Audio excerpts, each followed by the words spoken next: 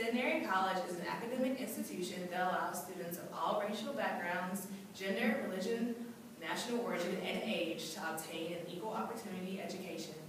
Prospective students will be granted admission solely based on qualifications without regard to racial or ethnic background. Students shall have the drive and thirst for continuing to grow intellectually while working towards the greater idea of being a well-rounded citizen in society through our liberal arts education.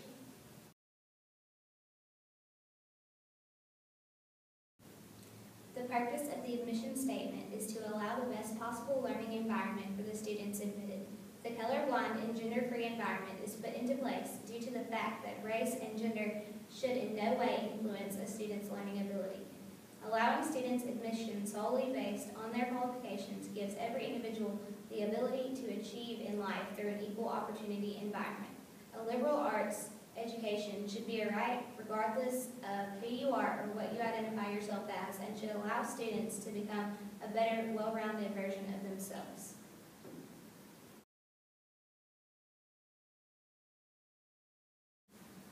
Based off of the elaborations we made about our admissions policy, we have found that our admission policy adopts the consequentialist view, given that the benefits of attending a liberal arts college such as Centenary greatly outweigh the costs. The benefits Centenary gives include more job opportunities, a higher standard of learning, becoming a part of the outside community, and builds connections that last a lifetime. The cost of not being able to attain a genuine liberal arts education due to what you identify yourself as would be detrimental to both the students and the college itself. The college itself would lack diversity needed for a well-rounded education and would hinder the students from thriving in the ever-changing world they live in.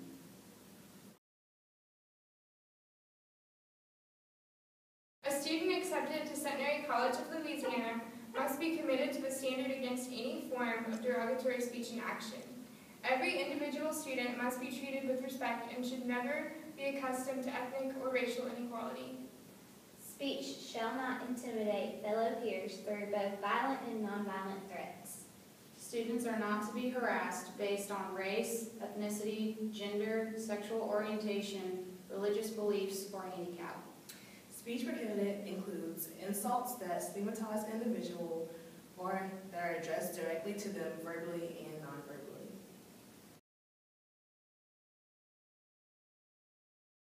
The consequences of not incorporating speech codes into our Centenary policy has the ability to negatively affect the students' learning environment. For example, if the students are not benefiting from the speech they acquire in their environment, then the environment will have the potential to become hostile, which will not be tolerated.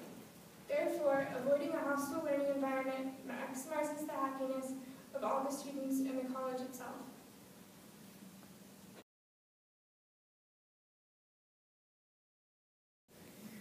Some likely objections to our policy are: diversity can bring unintentional minority self-esteem issues due to the fact that they are held to a higher standard that in some cases they might not be prepared for. Like in Pell's argument, one standard should be the standard for all. According to Pell, minimizing qualifications does nothing more than harm a minority rather than help them.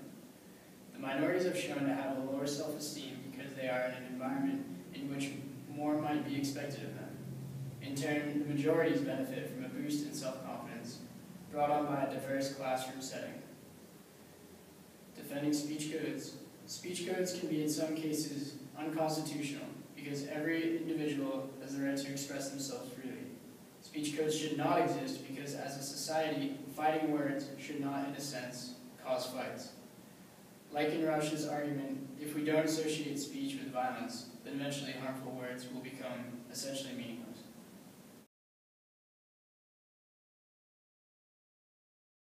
We obtained the information for this video from the official Centenary College of Louisiana website. The article, If the Hollers Let 'Em Go, written by Charles Lawrence III.